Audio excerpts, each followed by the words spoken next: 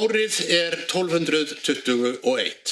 Snorri Sturluson kominn heim og hann í þeirri trú að landsmenn muni taka sér fagnandi og hann muni fá eitthvert þakklæti eða aðdáun fyrir þátt sinn að því afstýra því að Noregskonungar færu til Íslands. En Snorri áttar sig fljótt á því að hann eiginlega frekar hafður að háði og spé. Menn taka þetta kvæði Skúla jarl og snúa út úr því og eiginlega að vænan ergi í þessum útúrsnúningi að harðmúlaður sé Skúli, að það þýði í raun að erfitt hafi verið að kissa Skúla sem var hinn mesta móðgun. Þannig að Snorri ekkert sáttur þegar hann kemur heim og áttar sig á því að hann hefur ekki fengið í raun og veru þá upphefð á Íslandi sem að hann taldi sig að skilið eða sambærileg við þá upphefð sem hann hafði fengið í Noregi. En nú dregur til tíðinda á Suðurlandi og það sem hefur gerst það að Björn Þorvaldsson sem sonur Þorvaldar Gissurasonar, bróðir Gissurar Þorvaldssonar jarls, að hann hefur kvænst konu sem heitir Hallveig Ormsdóttir og þau hafa tekið sér bólstað að Breiðabólstað í Fljótshlíð sem sem sé á áhrifasvæði Oddaverja. Enda Hallveig af ætt Oddaverja. En menn sætta sig ekki alveg við þetta og þar fer fremstur í flokki Loftur nokkur Pálsson sem kallaður Loftur biskupsson en faðir hans var biskup og hann mjög ósáttur við þetta og það verður úr að hann fer með fjölda manna að Breiðabólstað og þar verður bardagi og þar fellur Björn Þorvaldsson og hann drepinn þarna. Og almannarómur segir að Snorri sé einn af vitorðsmönnum, hann hafi raun og veru hvatt Loft biskupsson til þessar aðfarar að Birni, svo hann sé raun og veru á bak við þetta víg á Birni.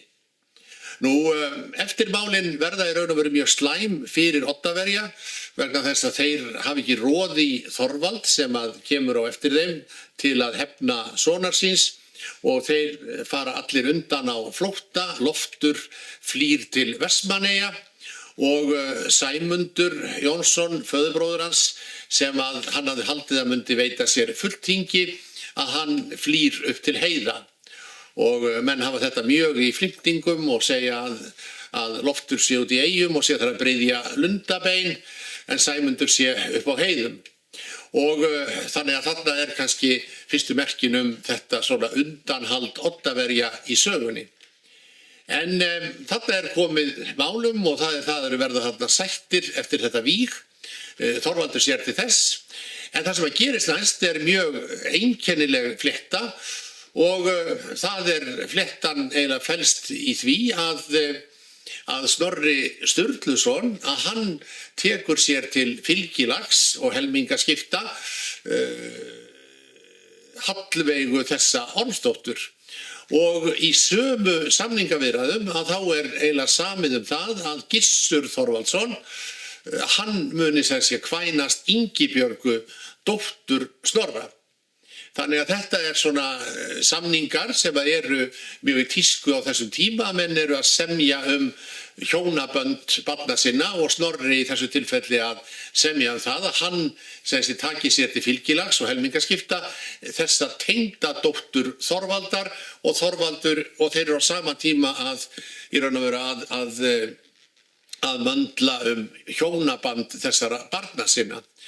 Og það ekki að orðlengja það að Hallveig sem sé að hún flyst í Reykholt með Snorra.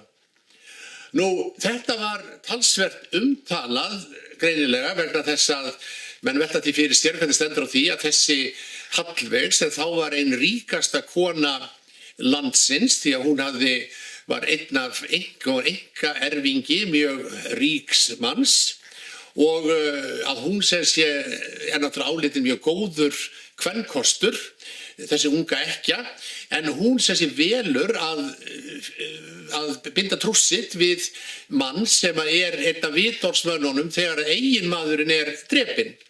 og hún sem sé flytur af áhrifasvæði Oddaverja og Haukdæla, þar sem hún á í raun og veru ætt sín og óður, og flytur sem sé í Reykholt inn á áhrifasvæði Sturlunga og ásamt drengjónum sínum tveimur, Klangi og Ormi.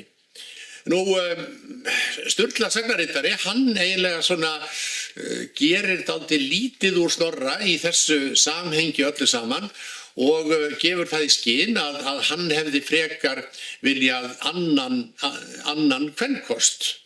Og þar var á ferð sem sé Sólveig nokkur Sæmundsdóttir, dóttir Sæmundar Jónssonar, en Sólveig þessi að hún gefin Sturlu Sighvatssyni einmitt þessar mundir, þarna eftir 1220, og sagt að Snorri hefði viljað fá hana sem konu.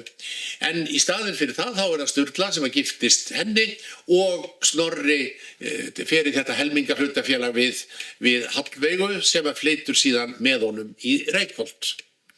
Og þetta raun og veru það sem að gerist þarna á þessum árum að Snorri þessi mikli valdamaður, hann búinn að safna sér goðorðum og eignum og mjög mikill völlur á honum. Það sagt frá því að 1216 eða 18 að þá ríður hann til þings og þá með sér mikinn fjölda vopnaðra riddara og sem hafa sennilega verið riddara frá Noregi sem einhvern veginn þarna með honum.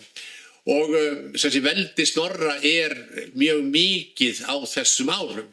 Hann búinn að vera lögsögumaður á þingi og á eftir að vera það aftur, en þarna eiginlega rís hans frægðarsól sem hæst.